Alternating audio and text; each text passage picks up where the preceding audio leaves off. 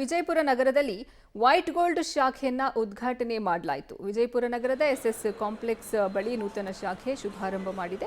White ಗೋಲ್ಡ್ನ head of sales Mithun Shetty ribbon cut ಮಾಡುವ ಮೂಲಕ ವೈಟ್ ಗೋಲ್ಡ್ ಶಾಖೆಯನ್ನು ಉದ್ಘಾಟನೆಗೊಳಿಸಿದರು. ಬಳಿಕ ಕಚೇರಿಯಲ್ಲಿ ಪೂಜೆಯನ್ನು ಸಲ್ಲಿಸಲಾಯಿತು.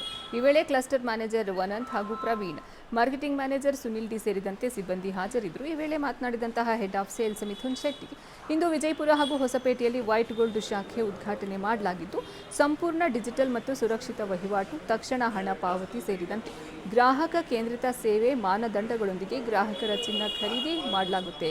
ಜರ್ಮನ್ ತಂತ್ರಜ್ಞಾನದ ಮಷಿನ್ ಮೂಲಕ ಚಿನ್ನ ಪರೀಕ್ಷೆ ನಡೆಯುತ್ತೆ.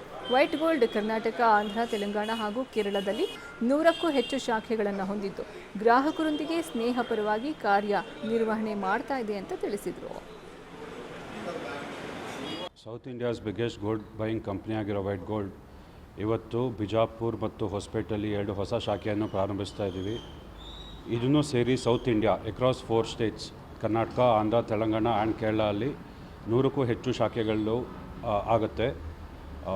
ಇಷ್ಟು ದಿವಸ ಬಿಜಾಪುರಿನ ಜನ ನಮ್ಮ ಹುಬ್ಳಿ ಶಾಖೆಗೆ ಬಂದು ಗೋಲ್ಡನ್ನು ಸೇಲ್ ಮಾಡ್ತಾಯಿದ್ರು. ಆ್ಯಂಡ್ ಇದು ಒನ್ ಆಫ್ ದ ರೀಸನ್ ನಾವು ಇವತ್ತು ಬಿಜಾಪುರಲ್ಲಿ ಈ ಶಾಖೆಯನ್ನು ಓಪನ್ ಮಾಡೋಕ್ಕೆ.